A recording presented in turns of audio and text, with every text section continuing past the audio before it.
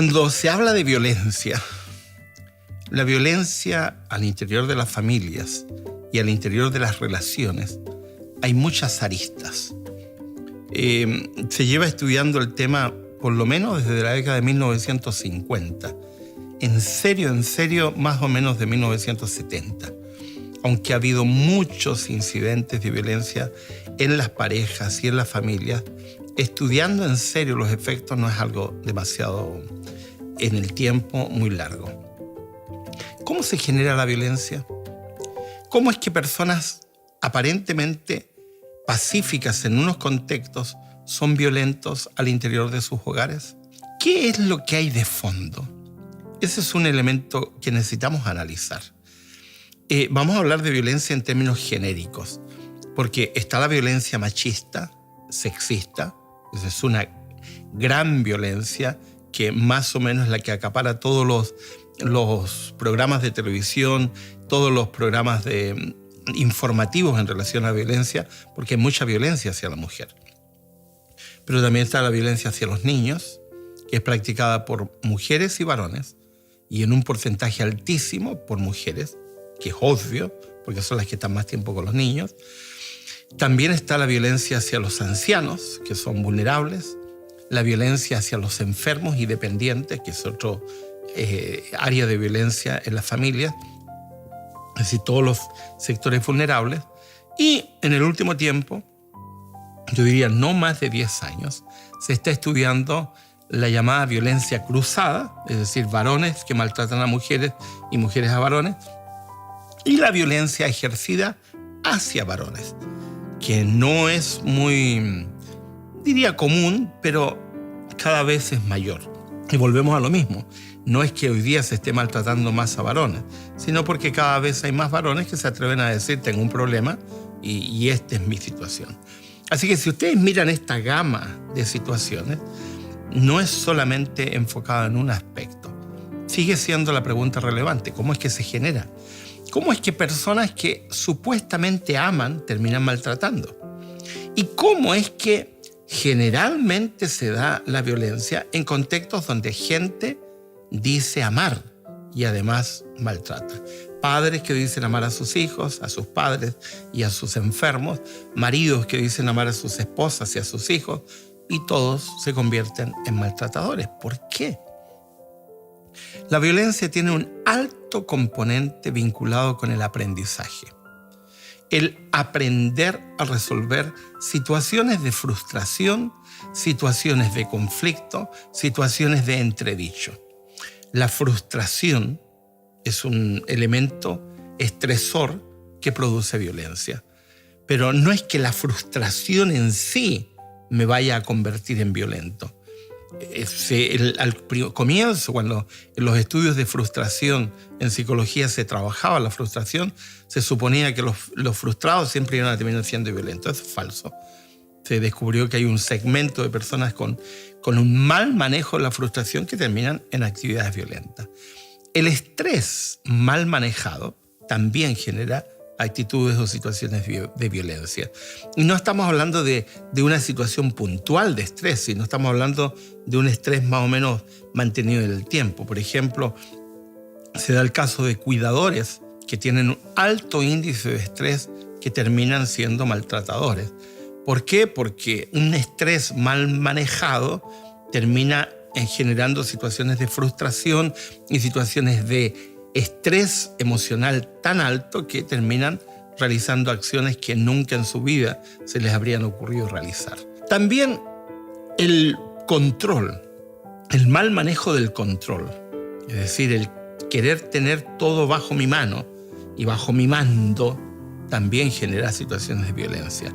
Y en muchos casos, yo diría la mayoría de los casos de violencia de varones hacia mujeres y en los casos de mujeres hacia varones, el componente siempre es el control.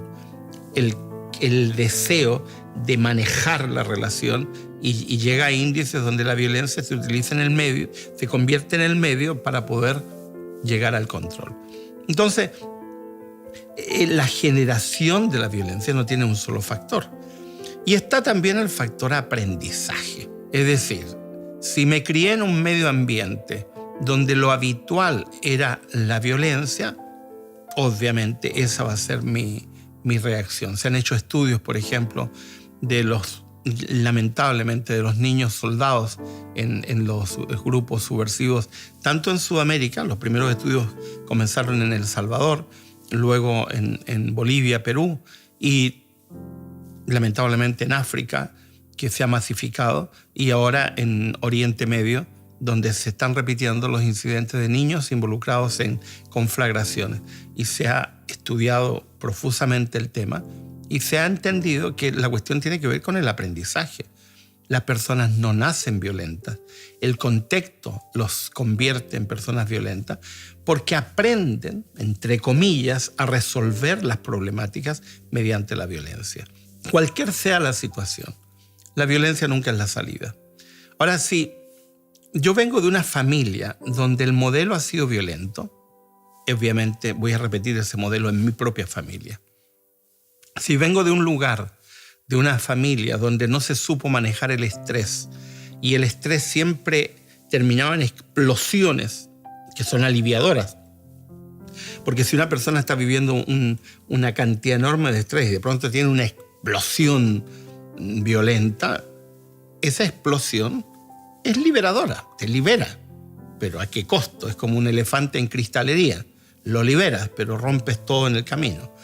En el caso de personas que no aprendieron a manejar la frustración y que no entendieron que la frustración es parte de la vida, se habla en psicología de la tolerancia a la frustración, y que la gente que tiene menos tolerancia a la frustración va generando problemas conductuales enormes, porque no aprende. Volvemos a lo mismo. El aprendizaje es un elemento básico. Si tú a tu hija, a tu hijo, no le enseñas a manejar la frustración, entonces vas a generar una persona con serios conflictos. Pero algunos padres no se dan cuenta. Por ejemplo, los niveles de exigencia son tan altos y en muchos casos inalcanzables para sus hijos, que lo que van haciendo es generar personas con frustración, personas que van paulatinamente creando una situación donde no pueden manejar sus emociones y sus sentimientos porque se dan cuenta que nunca llegan, nunca alcanzan, porque la expectativa es tan alta. Yo recuerdo, yo he trabajado con adolescentes en un colegio, una chica que siempre estaba enfadada, enojada, y porque ella tenía que lograr tener las mejores calificaciones, pero no era por el deseo de aprender, era porque sus padres nunca estaban conformes. La expectativa era tan alta que lo que habían generado era una niña regañona, enojona, amargada, y que finalmente terminaba siendo violenta, violentando a su entorno y a las personas con las cuales se vinculan.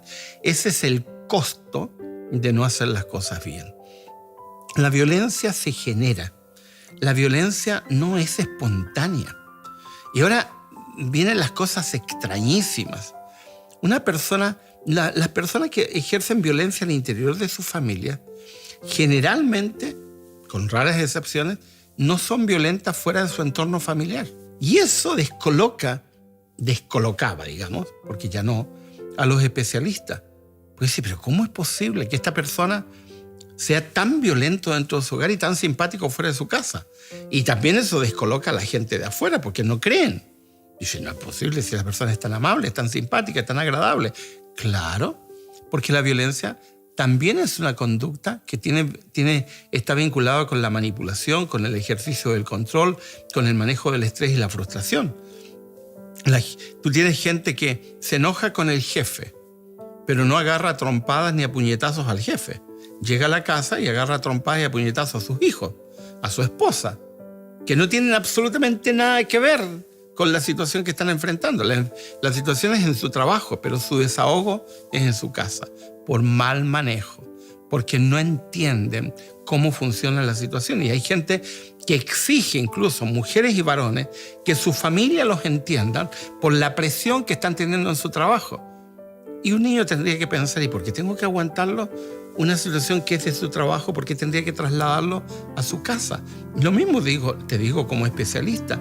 ¿Por qué tienes que trasladar una situación externa a tu hogar, trasladarla al interior de tu hogar y hacer a tu familia infeliz?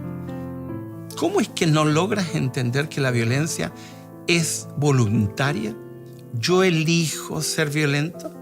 La violencia se genera por diversas causales, pero hay un componente final que nos cuesta mucho aceptarlo. Yo elijo. Yo decido. Ustedes se dan cuenta, por ejemplo, que hay familias violentas y tienes uno o dos integrantes de la familia que eligen ser distintos, y lo son. ¿Y por qué? Porque eligen, deciden. Decide ser distinto, decide no convertirse en un monstruo en su familia. Claro que les cuesta, claro que es difícil, porque hay todo un proceso de reaprendizaje, de romper patrones, improntas que vienen desde sus hogares, pero se puede. Las personas pueden elegir ser diferentes. ¿Cuándo? Cuando se hacen conscientes del daño que ocasiona su acción. Toda violencia siempre es generada, es elegida y es producto de todo un proceso de factores complejos. Pero hay un elemento que nunca debemos olvidar. Elegimos. Somos creadores de nuestro propio porvenir y yo decido qué tipo de vida quiero llevar, qué tipo de acción quiero realizar, cómo quiero comportarme. Si queremos repetir los modelos, lo vamos a hacer. Si no, podemos hacer una cosa totalmente diferente.